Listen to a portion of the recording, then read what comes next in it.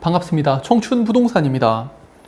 생소하신 분들 많으시겠지만 VIX 지수라고 공포지수, 변동성 지수라고 불리는 게 있습니다. 그리고 많은 사람들이 이 지수가 높으면은 과매도 구간이다 라고 하면서 역발상 매매로 매수를 생각해 볼 수 있다고 하는데 그건 상당히 위험한 생각입니다. 그럼 VIX 지표가 왜 위험한지 설명드리기에 앞서 8월 28일부터 경북 의성군 평생학습관에서 매주 수요일 저녁마다 재무 설계 관련 무료 강의가 있습니다. 관심 있으신 분들은 영상 아래 카페에 들어가시면 자세한 내용을 보실 수가 있습니다.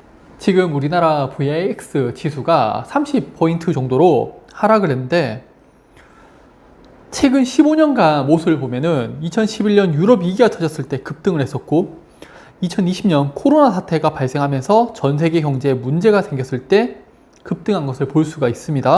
그리고 이번에 급등을 했는데 이를 심각하게 보는 이유가 과거에 어떤 사건이 발생을 하고 그로 인해서 경제 침체를 야기한다라고 이야기를 했다면은 이번에는 바로 경제 침체하고 연결되었었죠.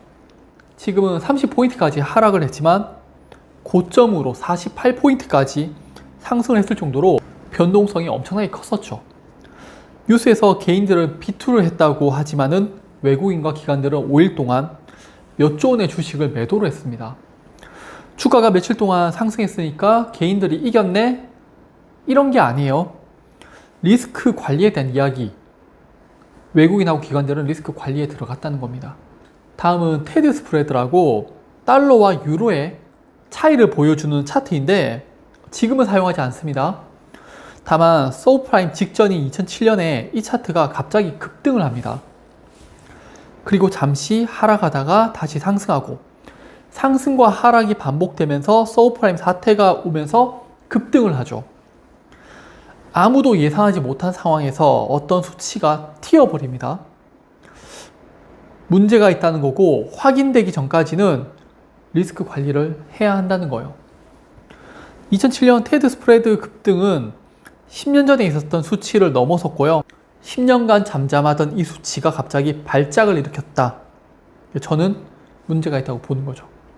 이번에 VIX 지수도 마찬가지라고 보는 겁니다. 그리고 저는 8월 5일에 주식을 전량 매도했습니다. 그 이유가 개발락을 하면서 241선을 강하게 이탈한 겁니다. 그래서 전량 주식을 매도했고 이후에 전략은 두 가지로 나뉩니다. 첫째가 갭 상승을 통해서 주가가 상승하게 되면은 이는 아일랜드 갭으로 강한 상승이 나오게 됩니다. 그럼 다시 주식을 매수할 거고요. 두 번째가 단순히 갭을 메우는 수준으로 주가가 2700까지 상승을 한다. 그러면은 갭을 메운 후에 다시 하락하는 차트로 봐서 인버스를 매수할 겁니다. 이거는 저희 그냥 전략인 거고 저는 금융시장이 현재 안 좋은 상황이다 라고 보고 있습니다. 그 이유가 지난 한 주 동안의 외국인들은 코스피를 2조 2천억 원 매도를 했고 기관도 1조 1천억 원 매도를 했습니다. 이 물량을 개인들이 3조 2천억 원 매수를 했죠. 또 옵션 포지션을 보면 외국인과 기관 모두 콜옵션과 풋옵션 매수를 하는 강한 상승 또는 강한 하락을 예상하는 변동성이 큰 포지션을 잡았는데 개인들은 둘 다 매도를 했죠. 변동성이 적은 포지션을 잡았죠.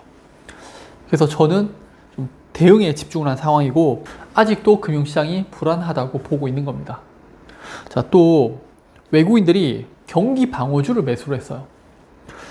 지난 한 주 동안에 매수한 상위 종목 두 종목이 KTNG하고 SK텔레콤 같은 배당주이면서 경기 방어주거든요.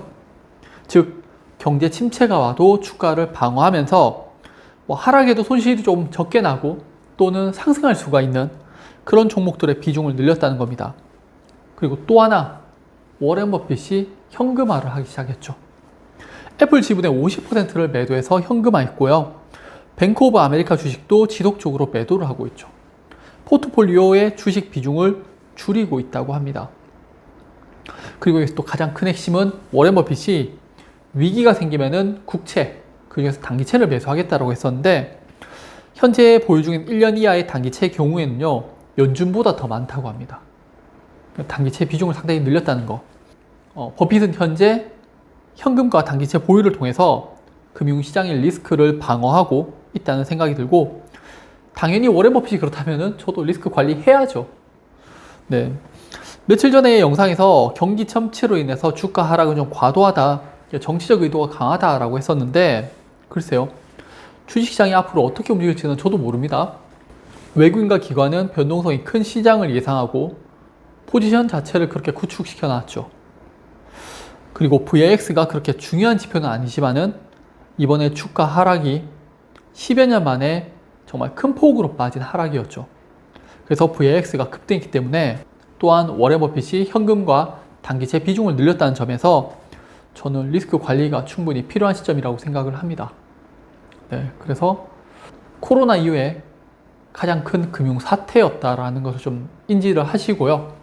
네, 그럼 오늘 영상도 봐주셔서 감사합니다.